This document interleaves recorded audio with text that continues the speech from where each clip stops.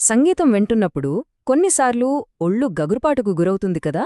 ఒక పాట మెల్లగా మొదలై దాని తీవ్రత అలా పెరుగుతూ మనల్ని ఏదో తెలియని ప్రపంచంలోకి లాకెళ్ళినట్టు అనిపిస్తుంది.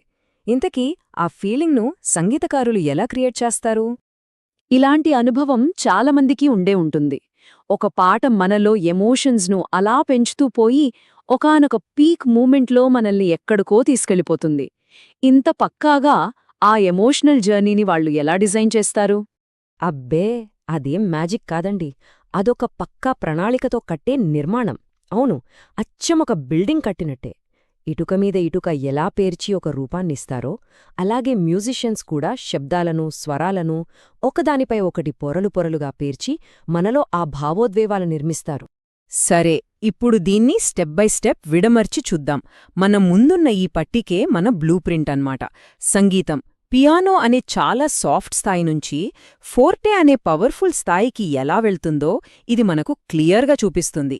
ఈ ఒక్క ఉదాహరణతో సంగీతంలో దాగిన్న కొన్ని ఫండమెంటల్ ప్రిన్సిపల్స్ మనకు అర్థమైపోతాయి.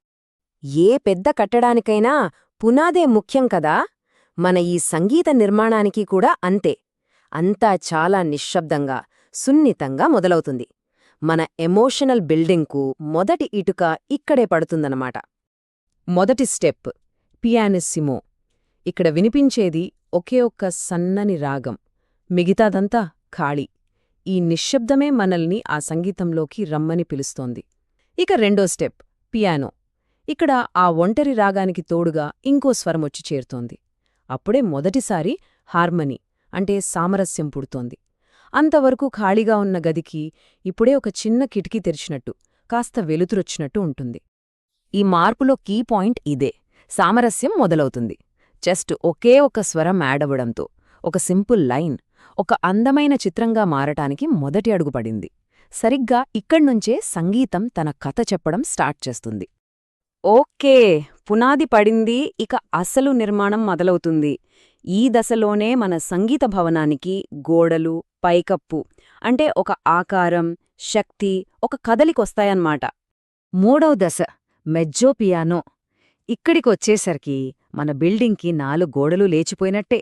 ఆ మ్యూజికల్ పిక్చర్ ఒక కంప్లీట్ లుక్తో కనిపిస్తుంది. దీన్నే టెక్నికల్గా సెటిల్డ్ సౌండ్ అంటారు.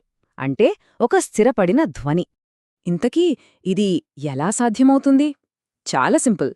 కీబోర్డ్ ప్లేయర్ కుడి చేత్తో పూర్తి కార్డ్స్ వాయిస్తుంటే ఎడమ చెయ్యి ఆక్టేవ్స్లో ఆ సంగీతానికొక బలమైన ఆధారాన్ని ఇస్తుంది. అంటే ఫ్లోరింగ్ వేసినట్టు అన్నమాట.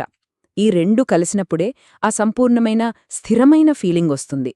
ఇప్పటిదాకా మన భవనం స్థిరంగా నిలబడుంది.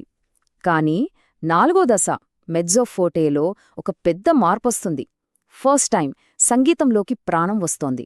ఒక రిథమిక్ ఎనర్జీ ఎంటర్ అయ్యి దాన్ని ముందుకు నడిపిస్తుంది. ఈ తేడాను కాస్త గమనించండి. 3వ దశలో సంగీతం ఒకచోట నిలబడుంది.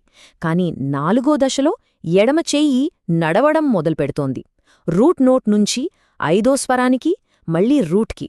ఈ వాకింగే పాటకొక గుండె చప్పుడులా మారే ముందుకు తీసుకెళ్తుంది. ఇక్కడే పాటకు ఊపొస్తోంది. రైట్, పునాది వేశాం, గోడలు కట్టాం, కదలిక కూడా తెచ్చాం. ఇంక మిగిలింది పైకప్పు వేసి ఆ శిఖరాన్ని అందుకోవడమే. మన సంగీత నిర్మాణంలో ఇదే చివరి అత్యంత శక్తివంతమైన ఘట్టం. 5వ దశ ఫోర్టే. ఇక్కడ ప్రతీదీ పీక్స్లో ఉంటుంది. సంగీతం మరింత బ్రైట్గా వినిపించడానికి కుడి చేతిని ఒక ఆక్టేవ్ పైకి తీసుకెళ్తారు. కార్డ్స్ మధ్యలో చిన్న చిన్న మ్యూజికల్ మెరుపులాంటి ఫిల్స్ యాడ్ చేస్తారు. శబ్దం పదునుగా, చాలా క్లియర్గా ఉండటానికి పెడల్ను తెలివిగా వాడతారు. ఇవన్నీ కలిపి ఒక శక్తివంతమైన, తిరుగులేని ప్రకటనలా వినిపిస్తుంది. ఇదే అసలైన క్లైమాక్స్. ఈ క్లైమాక్స్లో వాడే ఒక మాయాజాలం లాంటి టెక్నిక్ ఉంది. దాని పేరు ది స్వెల్. ఇది వింటున్నప్పుడు ఒకే కార్డ్ నెమ్మదిగా ఉబ్బి, శక్తిని పుంజుకుని మనల్ని ముంచెత్తుతున్న ఫీలింగ్ కలుగుతుంది. ఈ మ్యాజిక్ వెనుక ఉన్న టెక్నిక్ నిజానికి చాలా సింపుల్. ఎడమ చెయ్యి ఒకే స్వరాన్ని కదలకుండా పట్టుకుంటోంది. అదే టైంలో కుడి చెయ్యి ఒకే కార్డ్ను మెల్లగా మొదలుపెట్టి 4 బీట్స్లో చాలా బలంగా వాయిస్తోంది. ఇక్కడ అసలు సీక్రెట్ అంతా వెలాసిటీలో ఉంది. అంటే కీజ్ని ఎంత ఫోర్స్తో నొక్కుతున్నారనే దానిలో.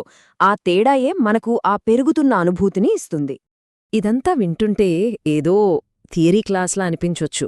కాని అసలు విషయం అది కాదు. ఇది కేవలం సిద్ధాంతం కాదు. ఇది ఒక నైపుణ్యం, ప్రాక్టీస్తో మాత్రమే సాధ్యమయ్యే ఒక కళ.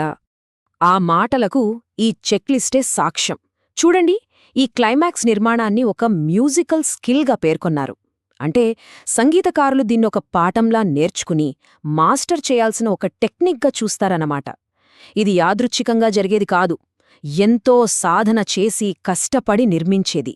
ఇప్పుడు మనకు ఈ బ్లూప్రింట్ అర్థమైపోయింది. ఒక పాటలో ఇమోషన్స్ను ఎలా పొరలుగా కడతాలో తెలిసింది. అసలు ప్రశ్న ఇక్కడే మొదలవుతుంది. ఈ భావోద్వేగ నిర్మాణ శాస్త్రాన్ని మనకు తెలియకుండాని ఇంకెక్కడెక్కడ వింటున్నాం? మనల్ని ఉర్రూతలూగించే సినిమా పాటల్లోనా, లేదా ఒక సీన్ను పండించే బ్యాక్గ్రౌండ్ స్కోర్లోనా? ఒక్కసారి ఆలోచించండి.